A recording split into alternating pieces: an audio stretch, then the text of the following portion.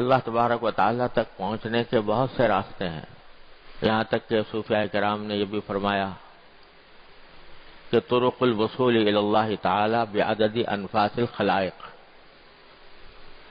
اللہ تعالیٰ تک پہنچنے کے اتنے راستے ہیں جتنے انسان مخلوقات جتنی سانس لیتی ہے، ان سانسوں کی تعداد جتنی ہے اتنی ہی اللہ تعالیٰ تک پہنچنے کے راستوں کی تعداد ہے. کیا مطلب ہے اس کا وہ اس وقت موضوع نہیں ہے، لیکن بہرحال اللہ تعالیٰ تک پہنچنے کے راستے مختلف ہیں. اور آپ نے سنا ہوگا کہ صوفیاء کرام کے ہاں جب کوئی شخص اللہ تبارک و تعالیٰ تک پہنچنے کے لیے اپنی اصلاح کے لیے جاتا تھا تو لمبی لمبی ریاضتیں مجاہدے کرائے جاتے تھے. بڑے لمبے لمبے مجاہدے کرائے جاتے تھے. بڑے واقعات اس کے مشہور ہیں. لیکن ہمارے حضرات بزرگوں نے یہ فرمایا، خاص طور سے حضرت گنگوہی رحمۃ اللہ علیہ، حضرت مولانا قطب الارشاد حضرت مولانا گنگوہی رحمۃ اللہ علیہ نے فرمایا کہ سارے راستوں سے سب سے زیادہ آسان بھی اور مفید بھی اور اجمل بھی اور اکمل بھی راستہ ہے اتباع سنت. رسول کریم سرورت عالم صلی اللہ علیہ وسلم کی سنت کی اتباع اپنے زندگی کے ہر شعبے میں، صبح سے لے کر شام تک کی جو زندگی ہے اس میں ہر ایک شعبے میں نبی کریم سرورت عالم صلی اللہ علیہ وسلم کی اتباع یہ ایسا طریقہ ہے جو آسان بھی ہے اور سب سے زیادہ مفید بھی ہے. اور میں نے اپنے والد ماجد قدس اللہ تعالیٰ سرہ سے سنا، اور انہوں نے بھی اپنے کسی بزرگ کے حوالے سے بیان فرمایا کہ اس طریقے میں فائدہ یہ ہے کہ جب اس طریقے پر بندہ چلتا ہے تو اللہ تبارک و تعالیٰ خود کھینچ لیتے ہیں اس کو. اس میں جذب کی صلاحیت ہے. ایک ہوتا ہے سلوک اور ایک ہوتا ہے جذب. سلوک کیا ہے کہ آدمی چلتا جائے چلتا جائے چلتا جائے منزل کی طرف راستہ قطع کرتا جائے. ایک یہ ہے کہ جس منزل کی طرف جا رہا ہے اللہ تبارک و تعالیٰ کے پاس پہنچنا چاہتا ہے تو وہاں سے اس کو خود کھینچ لیا جائے. اللہ یجتبی الیہ من یشاء، اللہ تبارک و تعالیٰ اپنی طرف کھینچ لیتے ہیں. اس میں جذب کی صفت ہے اتباع سنت میں.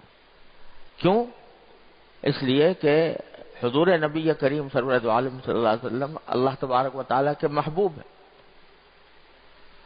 اللہ تبارک و تعالیٰ کے محبوب ہیں، اور محبوب کی ادا، محبوب کی خاصیت یہ ہوتی ہے کہ جو اس سے محبت کرنے والا ہوتا ہے وہ اس کو اپنی طرف کھینچتا ہے. تو اتباع سنت سے محبت پیدا ہوتی ہے. یحببکم اللہ، اللہ تبارک و تعالیٰ سے اگر محبت رکھتے ہو تو اتباع کرو نبی کریم صلی اللہ علیہ وسلم کی، تو یحببکم اللہ، اللہ تمہارے سے محبت کرے گا. تم کیا کرو گے محبت اللہ سے؟ اللہ تم سے محبت کرے گا. یحببکم اللہ. تو جب اللہ محبت کرے گا تو محبت کرے گا تو اپنے پاس نہیں بلائے گا.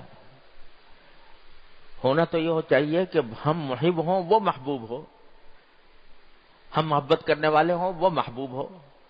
لیکن اتباع سنت کے نتیجے میں وہ محب بن جاتے ہیں، ہم محبوب بن جاتے ہیں. اتبعونی یحببکم اللہ. تو جب اتباع کر رہے ہوں گے تو اس وقت اللہ تبارک و تعالی محبت فرمائیں گے، تم محبوب بن جاؤ گے. اور محب جو ہوتا ہے وہ اپنے محبوب کو اپنے پاس کھینچتا ہے. لہذا اتباع سنت وہ راستہ ہے جس میں اللہ تبارک و تعالیٰ خود اپنی طرف کھینچ لیتے ہیں. اور سنت جس قسم کی بھی ہو، چھوٹی ہو بڑی ہو، دیکھنے میں معمولی معلوم ہو رہی ہو، لیکن جب بندہ نبی کریم سرور دو عالم صلی اللہ علیہ وسلم کی سنت کی اتباع کی نیت سے وہ عمل کرتا ہے، چاہے وہ کتنا ہی چھوٹا نظر آ رہا ہو، تو یحببکم اللہ کا اثر ضرور متحقق ہوگا. میرے شیخ حضرت عارفی قدس اللہ تعالی سرہ فرمایا کرتے تھے کہ جس وقت تم فرض کرو بیت الخلاء میں داخل ہو رہے ہو اور اللہم انی اعوذ بک من الخبث والخبائث جو سنت ہے وہ دعا پڑھ کر اور پھر بایاں پاؤں اندر پہلے رکھ رہے ہو، اس لیے کہ سنت یہ ہے کہ بایاں پاؤں پہلے رکھا جائے. جس وقت یہ عمل کر رہا ہے اس وقت تم اللہ کے محبوب ہو، اس واسطے کہ اللہ تعالیٰ نے فرمایا یحببکم اللہ، اللہ تعالیٰ محبوب کرے گا. مسجد میں داخل ہوتے وقت جب دایاں پاؤں رکھ کر داخل ہو رہے ہو نبی کریم صلی اللہ علیہ وسلم کی سنت کی اتباع میں، اور اللہم افتح لی ابواب رحمتک کہہ کر داخل ہو رہا ہے، اس وقت تم اللہ کے محبوب ہو. بات ساری کیا ہے کہ تنبہ ہو جائے، غفلت سے تنبہ کی طرف آ جائیں اور جو عمل کریں وہ نبی کریم صلی اللہ علیہ وسلم کی سنت کے اوپر عمل کرنے اتباع کی نیت سے کریں، تو پھر محبوب ہو تم اللہ کے. تو اس لیے اتباع سنت سب سے زیادہ قریب ترین، سہل ترین، مفید ترین راستہ ہے اللہ تبارک و تعالی تک پہنچنے کا. حضرت مجدد صاحب رحمۃ اللہ علیہ، حضرت مجدد الفسانی رحمۃ اللہ علیہ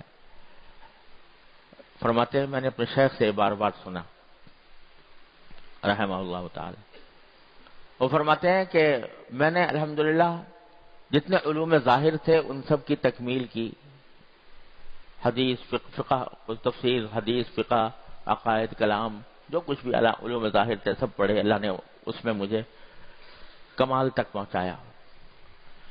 پھر میں نے علوم باطن کی سیر کی اور جتنے تصوف کے سلسلے تھے ان سب کو دیکھا اور برتا، ان سے گزرا، یہاں تک کہ ایسی مقام پر پہنچا کہ لوگ اس کے سامنے کہوں، کوئی کہے گا کہ یہ زندیق ہو گیا، کوئی کہے گا کہ یہ ملحد ہو گیا، لیکن واقعہ یہ ہے کہ میں اس مقامات تک پہنچا. یہاں تک کہ ایک مرحلے پر مجھے یہ فرمایا انہوں نے کیونکہ خود مجھے نبی کریم سرور دو عالم صلی اللہ علیہ وسلم نے خلعت پہنایا.